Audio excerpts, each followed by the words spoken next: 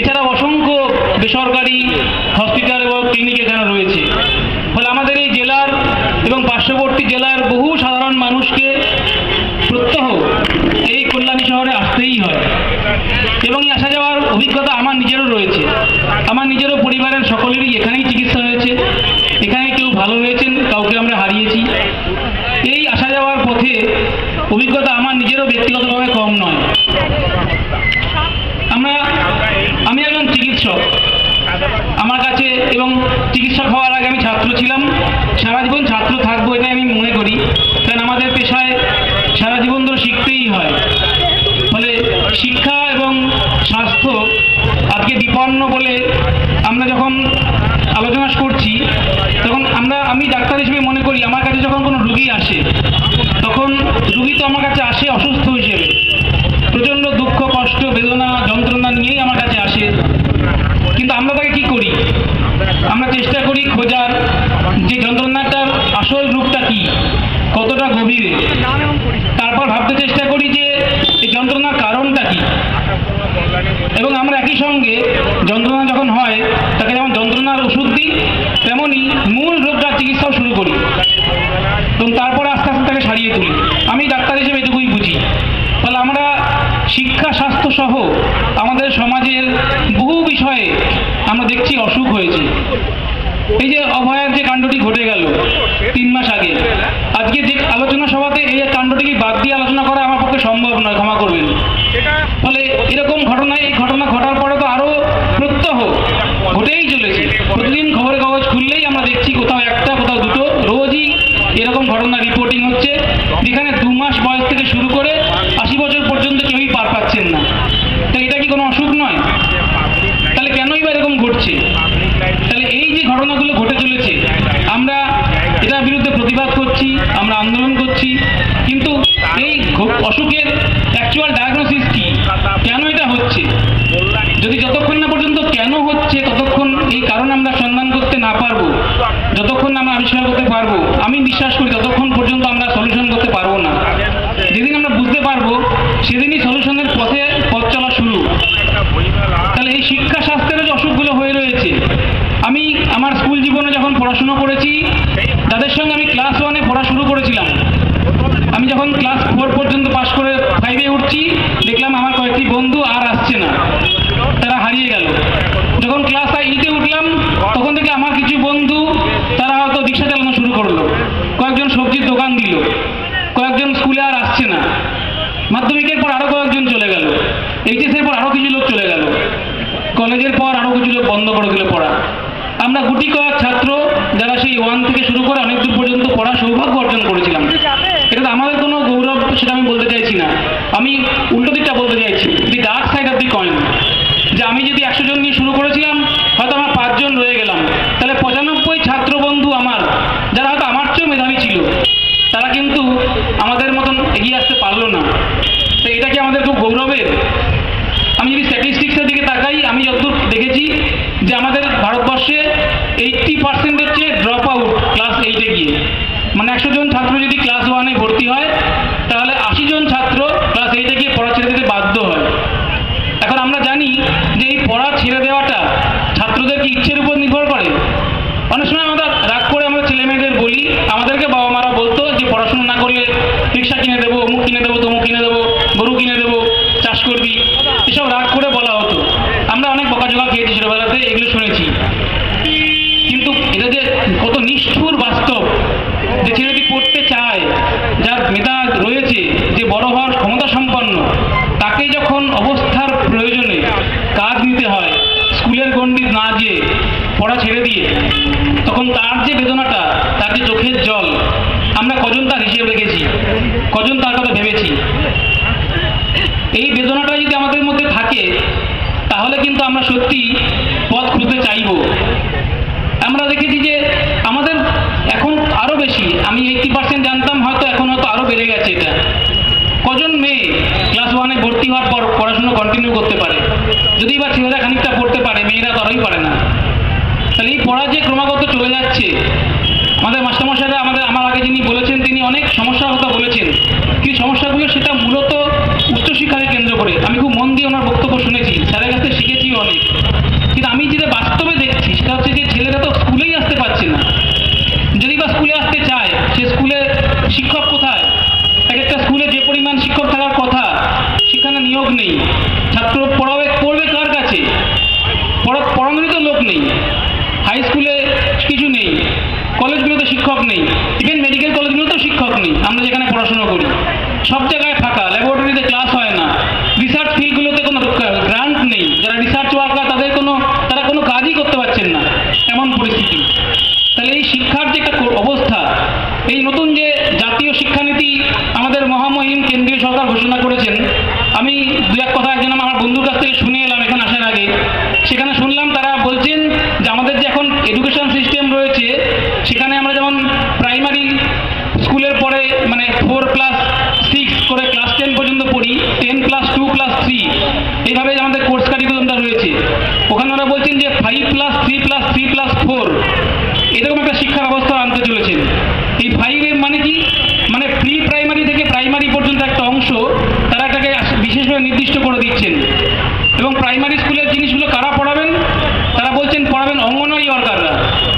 Primary স্কুলে আর কাউকে যেতে হবে না, পড়াবে অঙ্গনওয়াড়ি ওয়ার্কাররা। আমি অঙ্গনওয়াড়ি ওয়ার্কারদের ছোট করছি না, কিন্তু আপনারা ভেবে দেখুন তো তাদের পক্ষে তাদের যে কাজকর্ম রয়েছে, এই স্কুলের মিড ডে মিল থেকে শুরু করে যা যা তাদের করতে হয়, তার উপর তাদেরকে পড়ানো সম্ভব? শিক্ষামন্ত্রী বলছেন যে প্রাইমারি স্কুলে কোনো বই থাকবে না। ওরা বলছেন যে বই দেওয়া মানে হলো শিশু মনের উপরে চাপ তৈরি করা। তাহলে শিশু মনের উপর চাপ তৈরি করার অজুহাতে তারা আগেই পরীক্ষা তুলে দিয়েছেন। বহুদিন আগে থেকেই আমাদের রাজ্যে পাস ফেল নাই। ফলে স্কুলে যাওয়ার যে একটা পরীক্ষার যে একটা চাপ থাকে, একটা পড়াশুনো করার চাপ থাকে, সেটা উঠে গেছে অনেকদিন। আমি আমার ছাত্র জীবনেও দেখিনি, তখনও ক খ ইত্যাদি দেওয়া হতো, কিন্তু একটা পরীক্ষা তবু নিত আমাদের স্যারেরা। কিন্তু এখন শুনেছি সেটা নাকি আর নেই।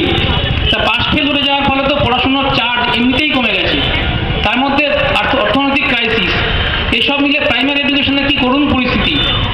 স্কুলে শিক্ষক নেই। এইসবকে কেন্দ্র করে কি হচ্ছে যে সরকারি প্রাইমারি যে শিক্ষা, সে সরকারি প্রাইমারি শিক্ষায় আমরা দেখতে পাচ্ছি যে ক্রমাগত ছাত্ররা কমছেন। অত্যন্ত নিম্নবিত্ত মানুষ, যার প্রচণ্ড কষ্ট করে সংসার চালাতে হয়, তাকেও আমরা দেখছি তার ছেলে বা মেয়ে যখন স্কুলে পড়ার বয়স হচ্ছে, তারা চাইছেন যে কোনোভাবেই হোক একটা প্রাইভেট স্কুলে ভর্তি করতে। কেন? আমরা তো পড়িনি, আমরা তো গাছতলাতেই পড়েছি। আমার যে প্রাইমারি স্কুল তার নাম ছিল বটতলা প্রাথমিক বিদ্যালয়, আমি যেখানে পড়াশুনো করেছি। কিন্তু সেখানে মাস্টারমশাইরা ছিলেন, তারা আমাদের পড়াতেন না, পড়াশুনো করলে কানমরা দিতেন। কিন্তু এখন সেটা নিশ্চয়ই পাওয়া যাচ্ছে না। এবং উল্টো দিকে এত প্রাইমারি স্কুল গজিয়ে গেছে, ইংলিশ মিডিয়াম প্রাইভেট স্কুল, যেগুলোতে এত মনে হচ্ছে এগুলোতে পড়লেই বুঝি জীবনে একটা কিছু হওয়া যাবে।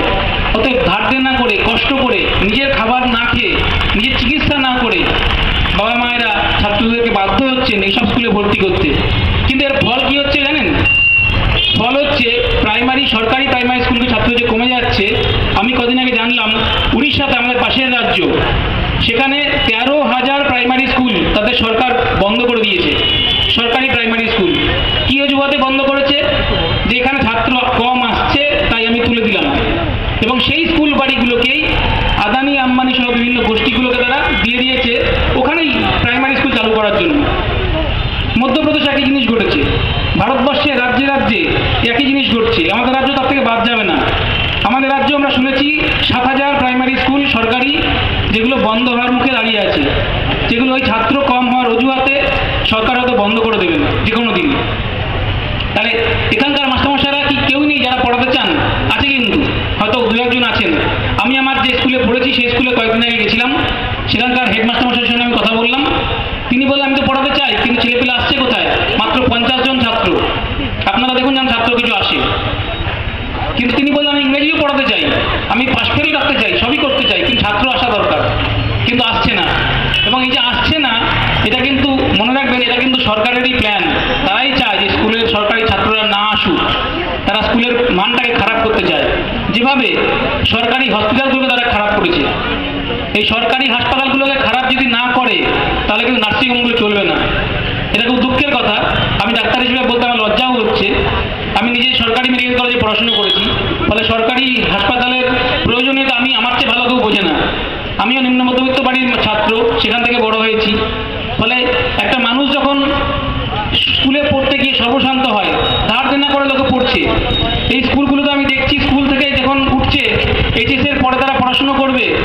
সবাই কি ভাবছে যে একটা এমন কোর্সে পড়াশোনা করাই ছেলেকে বা মেয়েকে যেটা পাশ করলেই কাজ পাওয়া যাবে, এবং সরকারও বলছে যে 3 বছরের কোর্সে পড়াতে কোনো কাজ পাওয়া যাচ্ছে না, তাই গ্র্যাজুয়েশনটাকে আমরা 4 বছরের করে দিচ্ছি। 4 বছরের গ্র্যাজুয়েশন করলেই একটা এমন শিক্ষা ব্যবস্থার মধ্যে তুমি যাবে, তুমি পাশ করলেই কাজ পাবে। তাহলে আমরা যদি প্রশ্ন করি, যারা বিটেক পড়াশোনা করছেন তারা তো 4 বছরেরই কোর্স করেছেন, তাহলে 4 বছরের কোর্স করে তারা কেন কাজ পাচ্ছেন না? হাজার হাজার লক্ষ লক্ষ ইঞ্জিনিয়ার ছেলে বেকার কেন? এই প্রশ্ন যদি আমরা করি, তার তো কোনো উত্তর তারা দিতে পারছেন না। তাহলে 4 বছরের কোর্স কিন্তু আমার মনে হয় যে করা হচ্ছে, যে কারণে এই বেসরকারি কলেজগুলোর মালিকরা একটি এক্সট্রা বছর পাবে ছাত্রদের কাছ থেকে পয়সা নেওয়ার জন্য, আর কোনো কারণ নাই। তারা সিলেবাসও বাড়াচ্ছেন না, পড়াশোনার কোনো ধরনও পাল্টাচ্ছেন না, শুধু একটা বছর এক্সট্রা মাইনে দেওয়া হচ্ছে, এবং ছাত্রের জীবন থেকে একটা গুরুত্বপূর্ণ একটা বছর যে সে কাজ করতে পারত সেটা তার কমে যাচ্ছে। তাহলে নানা অজুহাতে এইভাবে কিন্তু শিক্ষাটাকে ছেড়ে দেওয়া হচ্ছে ব্যবসায়ীদের হাতে। এবং মনে রাখবেন যে এই যে ব্যবসায়ীকরণ হচ্ছে শিক্ষা কিন্তু ক্রমাগত, উচ্চশিক্ষা ক্রমাগত সংকুচিত হচ্ছে, ক্রমাগত কমিয়ে দেওয়া হচ্ছে তার জায়গায় যাওয়ার জায়গাটা। এটা কিন্তু আজকে নয়। 1956 সালে যখন যখন ভারত সবে স্বাধীন হয়েছে, তখন ইউজিসি যে আছে, ইউনিভার্সিটি গ্র্যান্টস কমিশন, তার যিনি চেয়ারম্যান সিভি দেশমুখ, তিনি বলেছিলেন যে we want to restrict higher education in order to restrict the number of educated unemployed. মানে তখন থেকে সরকারের প্ল্যান যে তারা হায়ার এডুকেশনকে নিয়ন্ত্রণ করতে চায় যাতে কিনা শিক্ষিত বেকার না হয়। আর এখনকার সরকার যারা আছেন তারা তো মনে করছেন শিক্ষাটাই বন্ধ করে দেওয়া উচিত, কেননা শিক্ষার মধ্যেই রয়েছে চেতনা। তার থেকেই মানুষ প্রশ্ন করতে শেখে, যুক্তি দিয়ে আলোচনা করতে শেখে, কেন চাকরি পাচ্ছি না, কেন চিকিৎসা পাচ্ছি না, কেন বেঘরে মরতে হবে, কেন ভিক্ষা করবে, কেন দেশের মেয়েরা পাচার হয়ে যাবে, কেন আমার মতন ঘরের মেয়েরা অভয়ার মতন মরবে হসপিটালের মধ্যে। এই প্রশ্ন যদি কেউ করে, তাহলে প্রশ্ন করতে পারার সাহস এবং মনটাকে নষ্ট করে দেওয়াটাই হচ্ছে শিক্ষা ব্যবস্থার উদ্দেশ্য, এখন যে শিক্ষা দেওয়া হচ্ছে তার উদ্দেশ্য। এবং এটা নিয়ে আমাদের সচেতনতা, এই যে আলোচনা সভা হচ্ছে, এর প্রাসঙ্গিকতা এখানেই যে শিক্ষা ব্যবস্থাটাকে যেভাবে নষ্ট করা হচ্ছে, শুধুমাত্র চাকরি পাওয়ার জন্য শিক্ষা হতে পারে না। আমাদের দেশের যারা বড় বড় মানুষ ছিলেন, যারা শিক্ষাবিদ, তারা যখন দেশ স্বাধীন হওয়ার আগে যখন স্বাধীনতা আন্দোলন করেছিলেন, সেই বিদ্যাসাগর থেকে শুরু করে আশুতোষ মুখার্জি পর্যন্ত প্রত্যেকেই যে স্বাধীন দেশ চেয়েছিলেন, তার কারণ কি ছিল? তার কারণ তারা চেয়েছিলেন যে শিক্ষা এমন হবে, মহাত্মা গান্ধী বলেছিলেন যে শিক্ষা হবে সূর্যের আলোর মতন। সূর্যের আলো যেমন ধনী গরিব দেখে তার আলো বিচরণ করে না, সবার কাছে সমানভাবে যায়, শিক্ষা সেরকমভাবেই যাবে। যার পয়সা আছে আর যার নেই সবার কাছে সমানভাবে যাওয়া উচিত। কিন্তু বাস্তবিক যেটা হচ্ছে, এখন তো আমাদের প্রাইমারি থেকে শুরু করে হায়ার এডুকেশন পর্যন্ত পুরোটাই পারচেস করতে হচ্ছে, কিনতে হচ্ছে। এবং কারা বিক্রি করছে? এই বিক্রি করার প্রতিষ্ঠান তো একের পর এক বেড়ে চলেছে। সরকারি দলের নেতা মন্ত্রীরা বেনামে এক একটা করে স্কুল কলেজ খুলছেন, সেটা আমরা সকলেই দেখতে পাচ্ছি চোখের সামনে, এটা গোপন কথা কিছু নয়। এর বাইরে রয়েছে কারা? এর বাইরে রয়েছে আমাদের ইন্ডাস্ট্রিয়ালিস্টরা। তারা দেখছে যে education is an unique investment. এই যে education is an unique investment, এই কথাটা প্রথম বলেছিলেন আমাদের প্রধানমন্ত্রী রাজীব গান্ধী 1986 সালে, এবং প্রথম ভারতবর্ষের এডুকেশন পলিসি হয় 1986-এ। এই 86-এর এডুকেশন পলিসিতে প্রথম বলা হয় এডুকেশনটা ইনভেস্টমেন্ট হতে পারে, এবং তখন থেকে কিন্তু এডুকেশনের প্রাইভেটাইজেশন দরজা খুলে দেওয়া হয়। তারপরে 1902 সালে, এই 2002 সালে যখন কেন্দ্রে বাজপেয়ী সরকার, তখন তারা একটা শিক্ষা কমিশন করেন। আপনারা শুনে অবাক হয়ে যাবেন, সেই শিক্ষা কমিশনের চেয়ারম্যান ছিলেন কারা জানেন? কুমার মঙ্গলম বিড়লা আর হচ্ছে অনিল আম্বানি। এরা দুজন ছিলেন সেই মুকেশ আম্বানি। এরা ছিলেন শিক্ষা কমিশনের চেয়ারম্যান। তারা ভারতবর্ষে এখন শিক্ষাবিদ পাননি খুঁজে, এই দুজনকে তারা করেছিলেন শিক্ষা কমিশনের চেয়ারম্যান। এবং তারা কি বলেছিলেন? শিক্ষায় ঢালাও বেসরকারীকরণ করা উচিত। বেসরকারি মালিকদের ব্যবসা ক্রমাগত কমে যাচ্ছে, তাদের যে বেসিক ইন্ডাস্ট্রিগুলো চলছে না, তারা কোথায় মানি ইনভেস্ট করবে? তারা এডুকেশনটা খুলে দাও, তারা ব্যবসা করতে পারে। এবং তারপর থেকে শুরু হয়েছে একের পর এক সমস্ত জায়গায় ব্যবসায়ীকরণ করা। এরপরে মনমোহন সিংয়ের গভর্নমেন্ট যখন আসে, তখন তারা চালু করেছিল একটা সিস্টেম যেখানেও তারা একই জিনিস করে গেছে। ফলে সরকারে যারাই থাক, আমরা দেখতে পাচ্ছি সরকারে যারাই থাক, আপনারা নিজেরা ইতিহাস ঘাটলেই, যেটা আমি দেখছি বলছি, এগুলো সব তথ্যগুলো মানে ভেরিফাই করতে পারবেন। প্রত্যেকটা জিনিস একের পর এক কিন্তু এইভাবে এসছে। এক একটা সরকার এসছে, তারা একই পলিসিকে নিয়ে গেছে। তাদের মূল লক্ষ্য হচ্ছে এডুকেশনকে ক্রমাগত রেস্ট্রিকশন করে দাও এবং এডুকেশন নিয়ে ব্যবসা করতে অ্যালাউ করো। এবার যেটুকু এডুকেশন রইল, যেটুকু মানুষ পড়তে পারবে, ছাত্ররা যেটুকু পড়তে পারবে, এমনভাবে পড়াও যাতে তারা কোনো প্রশ্ন করতে না পারে। তার মনের মধ্যে অন্ধত্ব, তার মনের মধ্যে নানা রকম কুসংস্কার,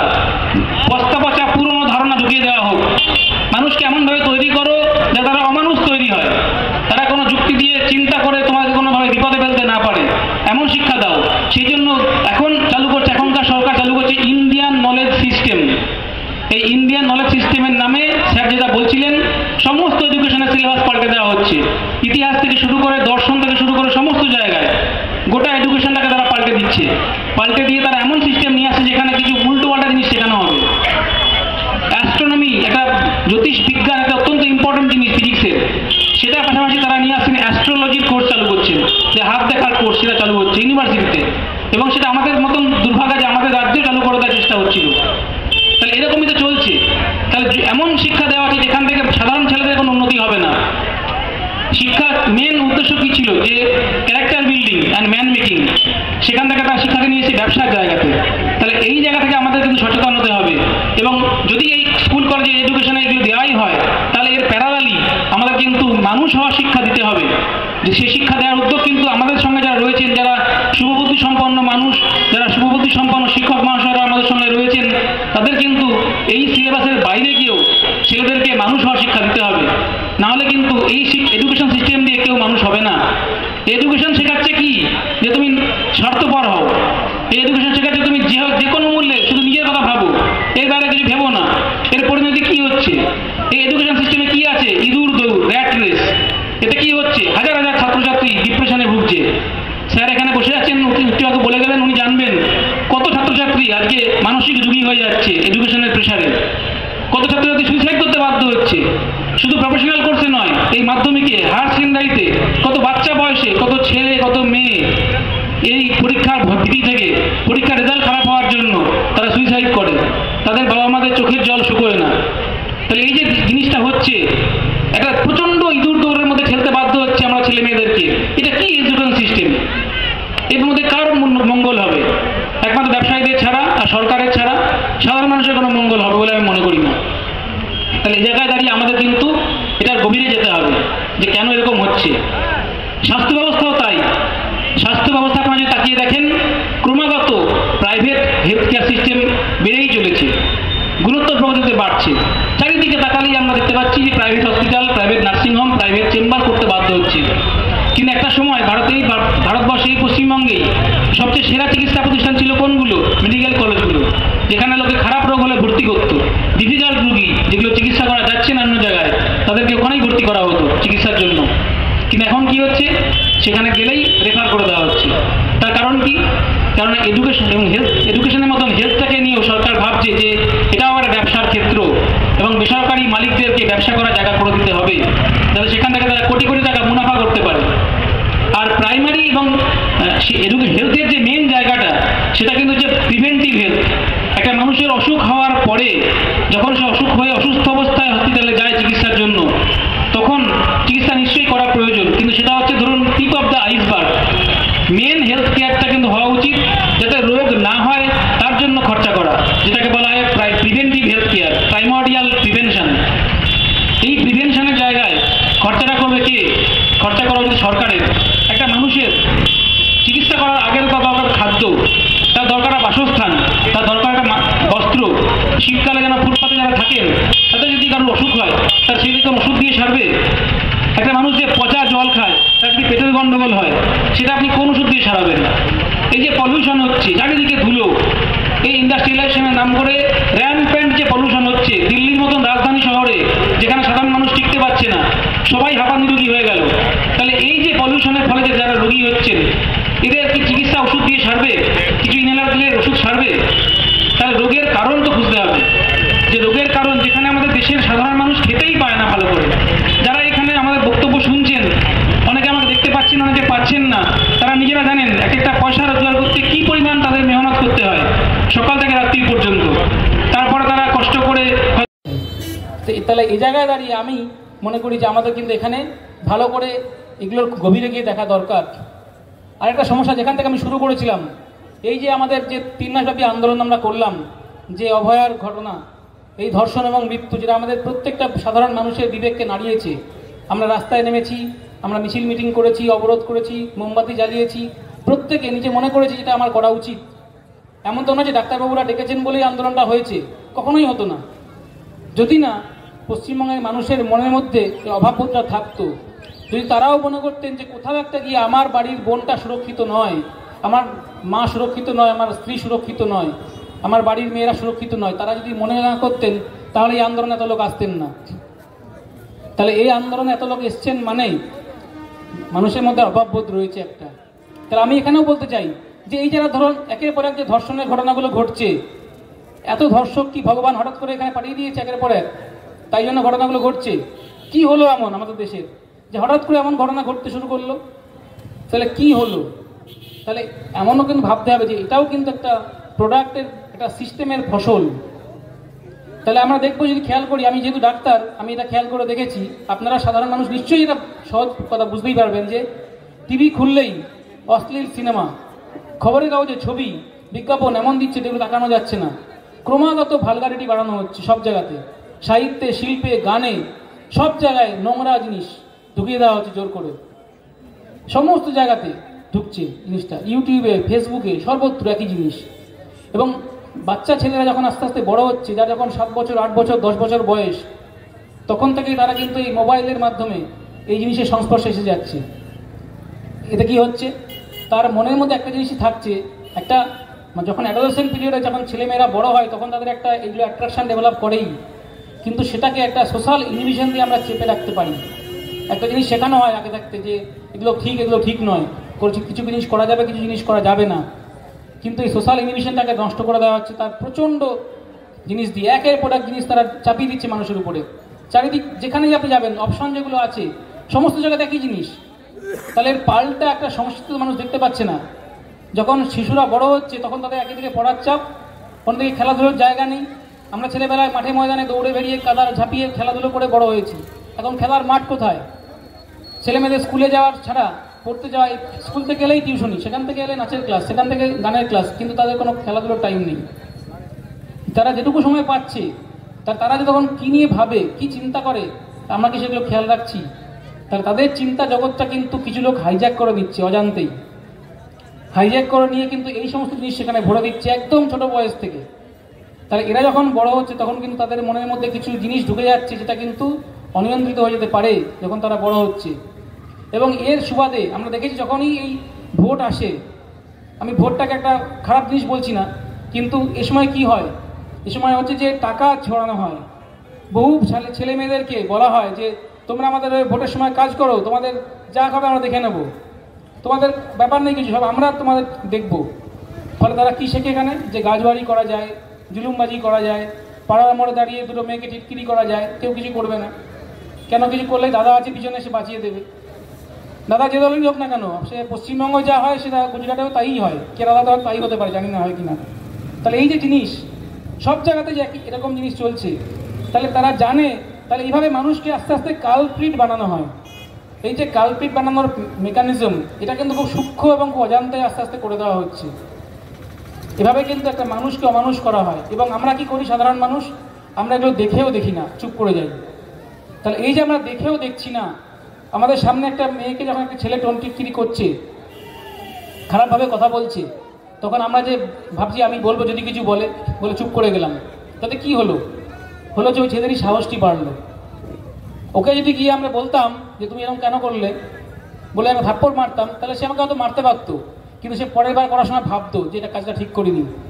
যদি পাড়া দিদিরা সবাই একসঙ্গে গিয়ে ওই ছেলেটাকে চেপে ধরতো, এই এরকম করা যাবে না, তার বাড়িতে তো দিদি আছে, তার বাড়িতেও মা আছে, তারা সচেতন হতো যদি, তাহলে কিন্তু এটা পাড়াতেই আটকানো সম্ভব ছিল। যদি ইলেকশনে যখন এনারা আসে তাদেরকে যদি বলা হতো এই সমস্ত যদি করেছো, তোমাকে একটা ভোটও দেবো না, পাড়া থেকে ঢুকতেই দেবো না এখানে, তাহলে তারা সমঝে যেত, তারা বুঝতো ভোট নিয়ে সমস্ত করা যায় না, এই জিনিসটা অন্তত করা যায় না।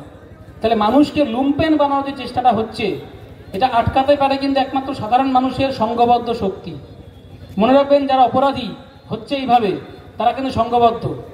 অপরাধীরা কিন্তু একা নয়, তাদের পিছনে সংগঠিত দল রয়েছে।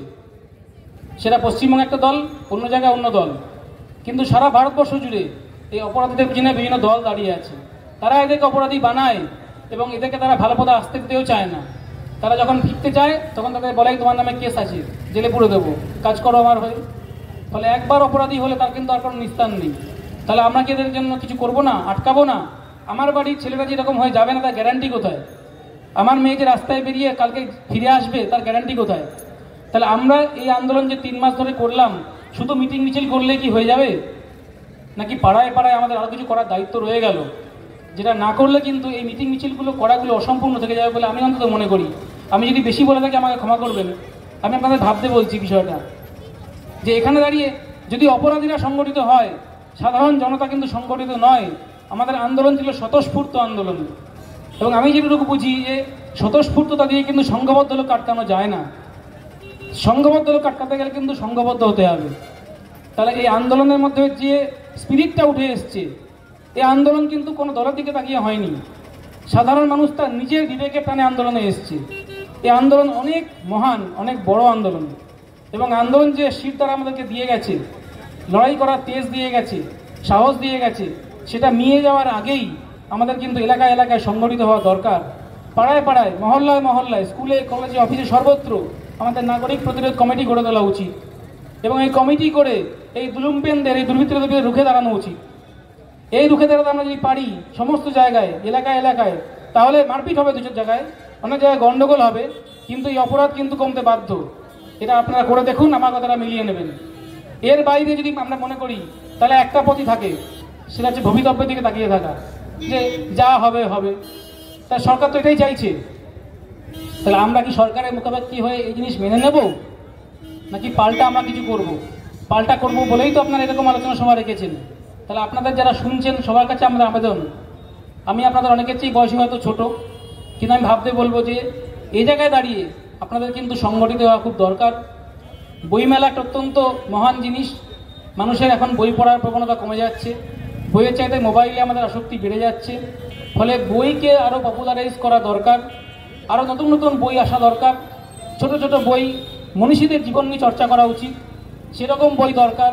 আমরা যখন ছোট ছিলাম তখন পাড়ায় রবীন্দ্র জয়ন্তী হতো, তখন 15ই আগস্ট পালন হতো, 26শে জানুয়ারি হতো, আমরা পাড়ায় তখন দৌড়াতাম, আমাদের একটা লজেন্স দেওয়া হতো, কিন্তু আমরা যেতাম, আমাদের শেখানো হতো যেগুলো করা উচিত। ক্ষুদিরামের জন্মদিন হতো, আমরা যেটি ছোটোবেলায় গেছি অনেক এগুলোতে। তাহলে আমাদের ছেলেমেয়েরা কিন্তু এগুলো সুযোগ পাচ্ছে না। তাহলে আমরা যদি মনে করি, আমি যে ডাক্তার হিসেবে মনে করি, একটা রোগ হতে গেলে, রোগ আটকাতে গেলে তো তাকে আগে ভ্যাকসিন দিতে হয়। তাহলে যদি চিন্তার জগতে আমরা দেখছি যে একের পর এক উল্টোপাল্টা জিনিস ঢুকিয়ে দেওয়া হচ্ছে, তাহলে আপনারা ভ্যাকসিন কি দিয়ে দেবেন? ছেলে মেয়েদের মনটাকে আটকা ভালো রাখবেন কি দিয়ে? তাহলে কিছু পাল্টা চিন্তা দিতে হবে তো।